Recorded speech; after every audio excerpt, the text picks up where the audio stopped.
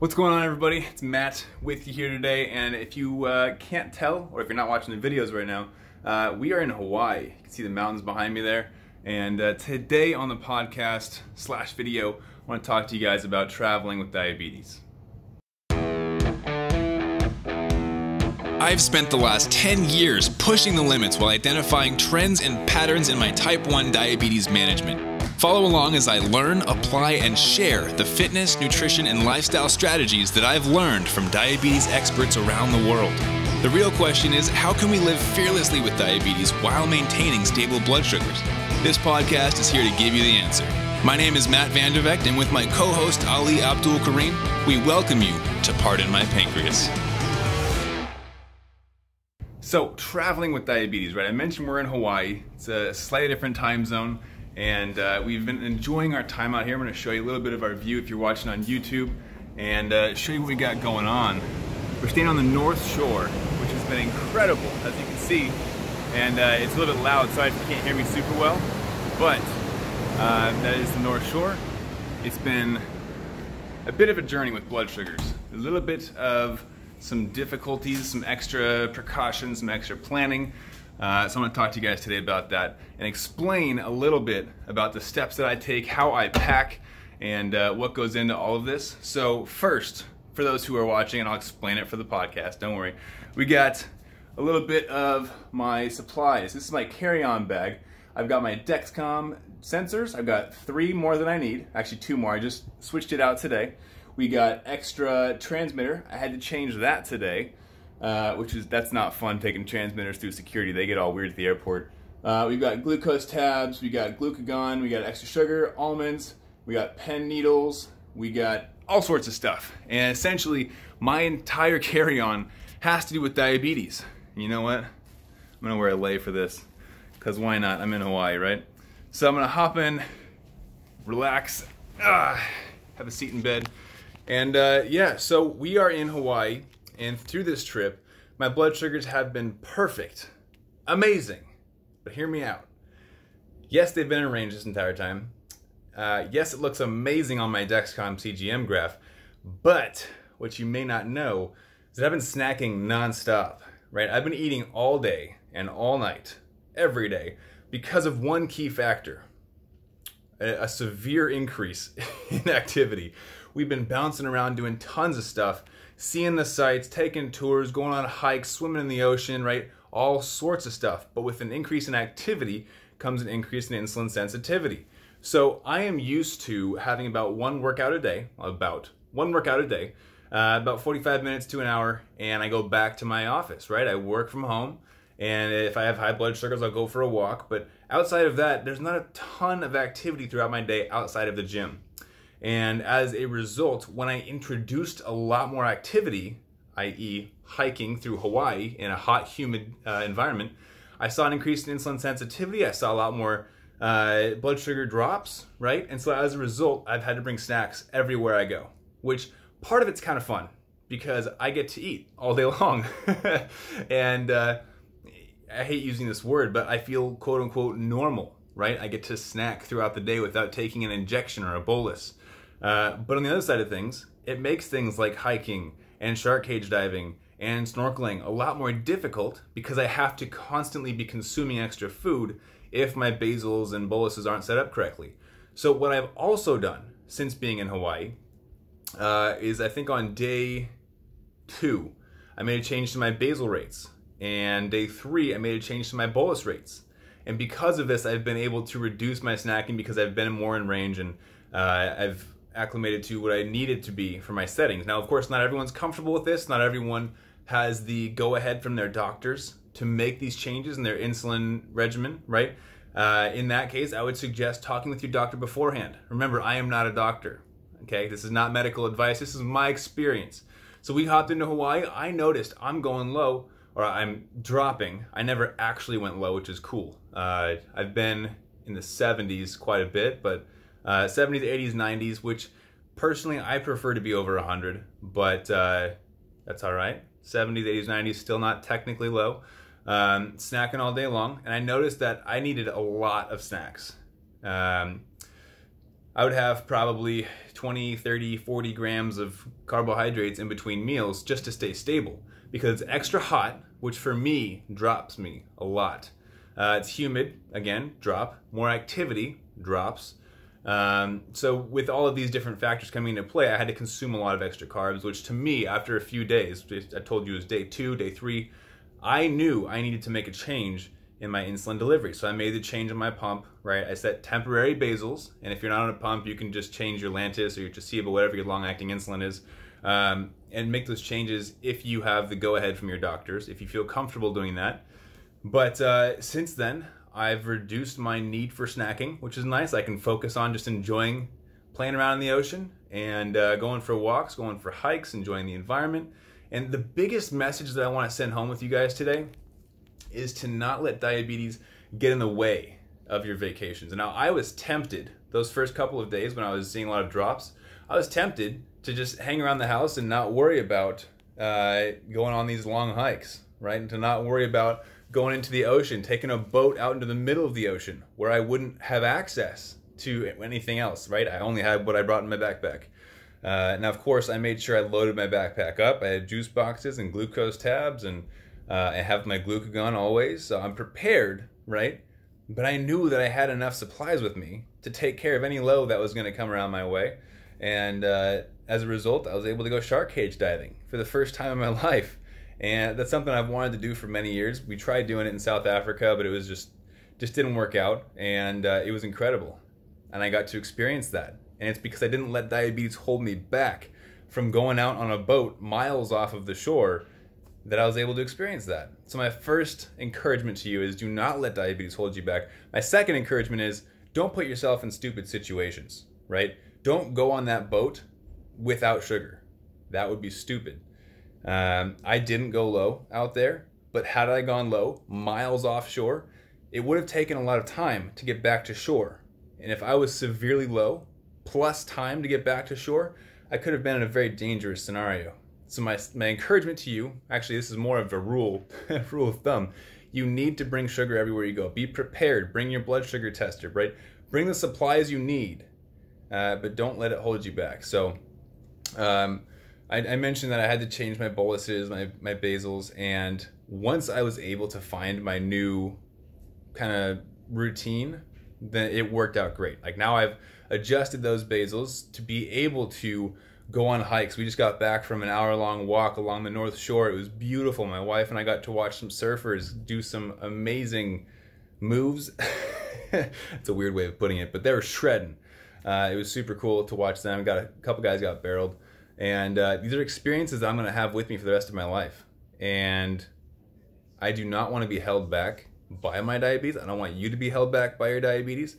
And it's really important that you have the mindset correct, where you aren't going to be held back, but you're also going to prepare, right? It's a two-sided coin. You have to be able to look at what's going on logically and understand how you can best prepare for that to give yourself the best chance of success. But then you also have to look at it from a fearless aspect of I'm going to do what I want, and I'm going to, of course, take the necessary precautions, but I'm going to get out there and enjoy the world. I'm going to take part in these adventures, right? We're going to go deep into Hawaii. I think it's called the Ranch, in about an hour and a half. And we're going to drive like Jurassic Park Jeeps through the forest, through the mountains. It's going to be, we're deep in there. And, you know, logically, I know if something goes wrong in there, it's going to take time for us to drive all the way out of the mountains to get to a hospital, to get to a grocery store where I can buy more sugar or something like that. So logically, I have to understand the risk, but also the reward, right? To realize I'm not going to sit back in the Airbnb and not go drive Jurassic Park Jeeps through the forest of Hawaii where Jurassic Park was filmed, right? I'm going to enjoy that, but I'm going to prepare for it. I'm going to pack my backpack full of sugar, right? I'm going to keep an eye on my blood sugars. I have a Dexcom that I wear, CGM, constant glucose monitor. I'm going to keep an eye on that. Make sure my blood sugars are okay, because not only do I want to make sure they're stable, but I'm driving the Jeep. So whoever's in the car with me, I don't want to put their lives in danger because I'm irresponsible with my blood sugars. What if I go low and crash the Jeep, right? I don't want them to have to pay for that. So on top of taking care of myself, I'm also taking care of others. I'm making sure that their lives are not endangered because of my irresponsibility. I'm making sure that they are not being held back with me if I were too fearful to go out into the jungle with the Jeep. So it affects more than just us. And the first stage is making sure that you are able to live life on your terms, to enjoy life, right? To have stable blood sugars if you can, awesome. But also to not let it affect others negatively. Whether it's making sure that you're keeping others safe around you if you're the driver, if you're the one in charge of something, or if it's just not letting diabetes get in the way of plans. Going out to dinner, understanding that you may have to put a little bit more planning into these events, right? But just going for it. So I don't know how much longer I'm going to keep this episode going. It's a pretty simple one. I'll go briefly into packing. I wanted to make an actual video on how I pack for trips so you guys can see the layout. But what I do is I like to organize everything. I make sure it's all laid out kind of in a grid formation, right, in my suitcase, because that way I'm able to see everything before I zip it shut, which helps me to not forget anything. But here's the most important part, and I have learned from this, from previous mistakes.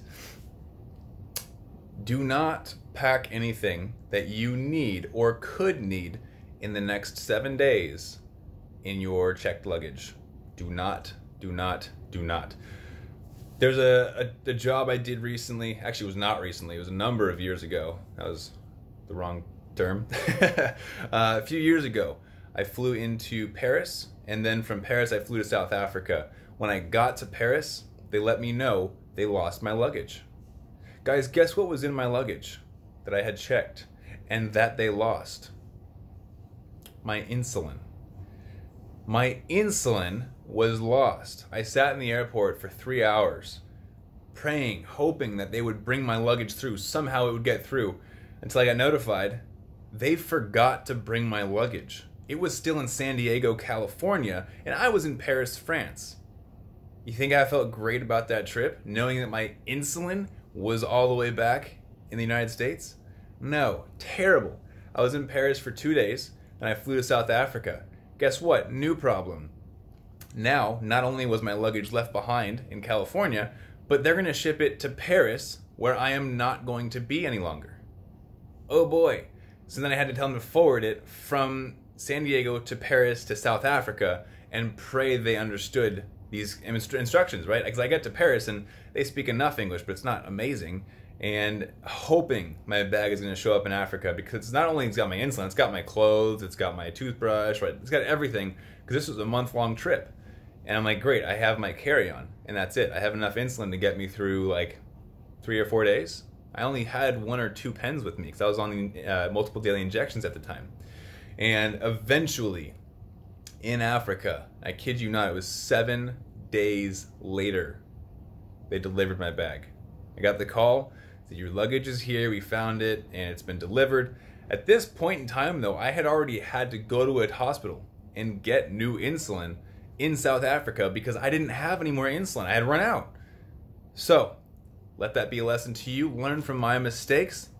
Do not pack things that you desperately need in your first week of travel in your carry-on. In your checked luggage. Correction. So, as you saw earlier in the video, or you heard earlier in the podcast, all of my diabetes supplies, all of them, are in my carry-on. Those come with me. My insulin, my CGM, Dexcom, my tandem pump supplies, right? My sugar, my glucagon, everything that I need. My backup supplies, my MDI backup, my pen needles, my insulin pens, all of that is in my carry-on. Do I get checked a little bit extra at TSA? Yeah. It took me, I think, 25 or 30 minutes this last time to get through. Granted, it's because they hadn't seen a Dexcom transmitter before. But be prepared, right? And usually, it doesn't take that long. Usually, TSA is like an extra 5 or 10 minutes. It's not that big of a deal. Totally worth it to have your supplies with you, because there have been multiple times where I've had to wait on my luggage being delivered. And thankfully, I learned from my first mistake. I learned to bring my diabetes supplies with me, those necessities in my carry-on, because you never know if they're going to lose it. So that bag that I showed, that is my carry-on. It has literally all of my diabetes supplies in it, and I take that with me. I do not let it out of my sight. Pro tip as well with travel, if you do have a bag like that where everything in it is medical supplies, you can take that on the plane as a medical bag, and they will not charge you for it. They cannot charge you for it. However, it does have to be 100% medical supplies. So right now, my toothbrush is in there, I've got my razor in there, some hair supplies. I'd have to take that out to declare it a medical bag, but medical bags fly free. So that's a little tip for you guys. The overarching message that I want to leave with you on this episode is essentially enjoy your life, but make sure you are prepared to enjoy your life responsibly. So there's a new little tagline. Enjoy responsibly. No, that's like a beer commercial, isn't it? Dang it. Enjoy diabetes responsibly. I don't know. We'll think of something. But enjoy your life. Do not let diabetes hold you back. If you've been a listener or a viewer for a while, you know that in my past, I have let diabetes hold me back. That's why I preach this so loudly. I know what it's like to have anxiety surrounding low blood sugars. I know what it's like to be fearful. And I do not want that for any of you. I want you to understand that if you are prepared, then you have no reason to be fearful. If you have the sugar and the insulin, maybe some extra sites for your pump or your Dexcom or whatever you wear, right? If you're prepared, you have no reason to be fearful. Be smart about it. Obviously, don't pre-bolus and then go for a run while you're dropping, right? That's a bad idea. If you know you're going to be active, reduce your pre-bolus a little bit. Purposefully go a little bit high so you have more of a buffer, right? There's different plans. There's so many different ways that you can prepare for this.